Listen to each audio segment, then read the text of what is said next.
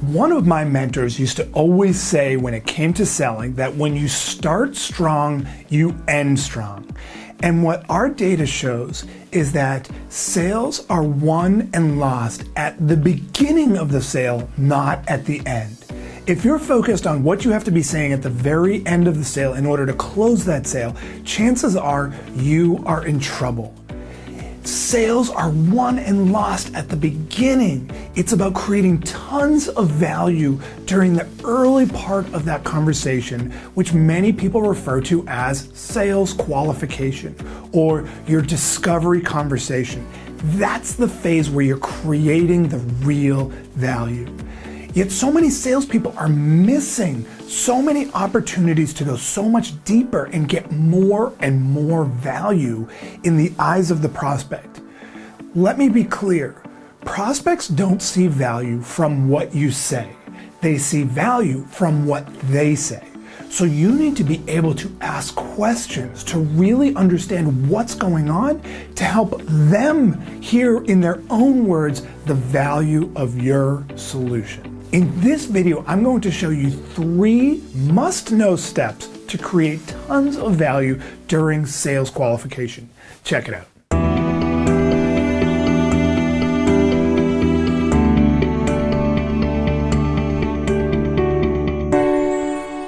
Number 1, don't qualify, disqualify.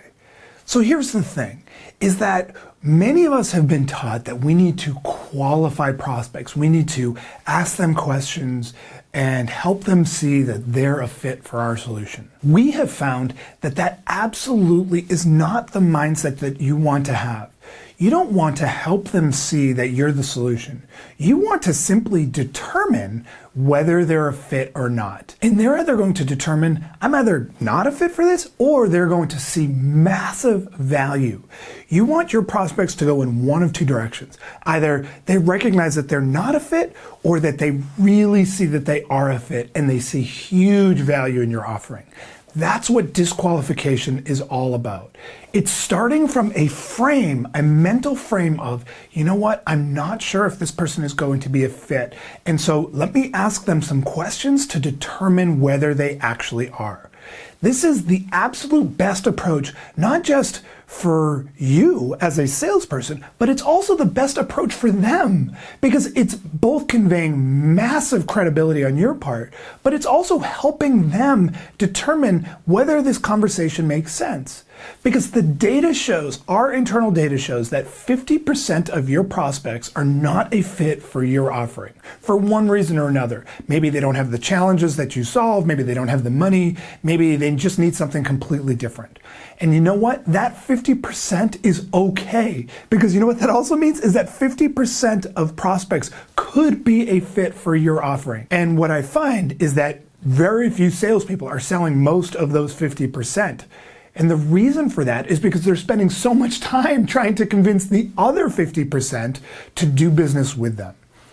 Don't qualify, disqualify. Next time a prospect says, "Why should I do business with you?"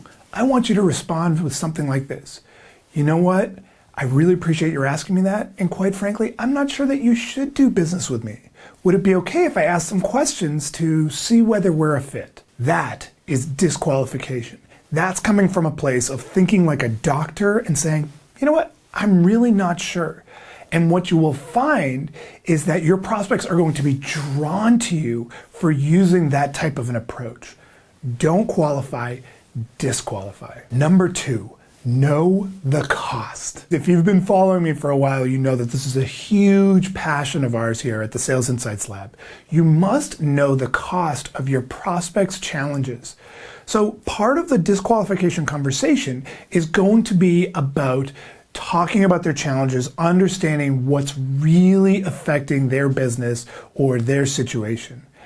But just talking about their challenges isn't enough. You need to understand the real cost of those challenges. That's going to be the value of your solution. The value of your solution is not determined by you, and it's not determined by all the awesome features and bonuses that you have. The value of your solution is determined solely in the eyes of the prospect by the size and cost of their challenges that they believe you will help them solve. That is all the value that you have. Not a penny more and not a penny less. So you need to help them determine the cost. And that doesn't mean you throwing out numbers and saying, doing some kind of an ROI calculation. That's complete junk. ROI calculation, the data shows, doesn't work. What you want to do is be asking questions to understand the cost of those challenges. Questions like, George, you shared with me those 3 challenges, and I appreciate that. What do you think those challenges are ultimately costing the business? That's the kind of question that now is going to lead to an answer where they're like, oh, I think it's costing us hundreds of thousands of dollars, and you want to pinpoint the actual cost. The other way that you can get to cost is on the positive side. You could say something like, George, if you were able to solve those challenges, what do you think it would mean in potential upside to the business? That's cost, understanding the cost. And even if you're selling to consumers, the cost doesn't have to be just money. It doesn't have to be purely monetary, although in many cases it can be. But you really want there to be other costs associated. Even if you sell kitchen cabinets, the cost for them with their current kitchen cabinets could be that they're embarrassed to have friends over. They hate looking at it. They don't even enjoy being in their kitchen anymore. Those are costs. And understanding those issues is where they're going to start to see real value in your solution. The more you know about them, the more likely they are to trust you and to believe that you are the solution. The key is that you want to know more about their challenges than even their own spouse does. If you get to that point, you are going to have a customer.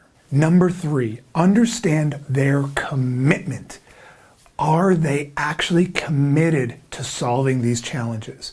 One of the keys to a proper disqualification conversation is to understand their personal commitment to solving this challenge. This is a place where, particularly in the B2B space, a lot of salespeople get really uncomfortable. Even great salespeople can get uncomfortable in understanding their prospect's personal commitment to solving a problem. But you know what? Behind every professional objective is a personal objective. And so you need to understand why they actually personally care about solving this challenge. There is always a personal motivation behind solving any challenge. If there isn't, then they're not going to do it. They need to have a personal motivation behind why they want to solve some particular challenge. It's absolutely critical that you understand their personal motivation by asking a question that sounds something like this. You know what, George? Behind every professional objective is a personal objective. Help me understand what's driving you to want to solve this challenge. By asking that question and getting them to say, oh, well, if I don't solve this, the company's going to be in trouble, or whatever the answer is, now we're really getting them personally connected to solving that challenge.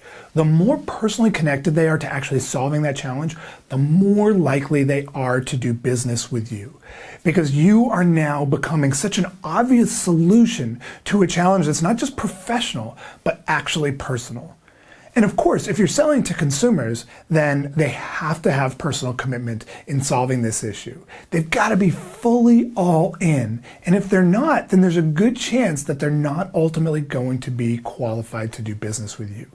That's the key to disqualification.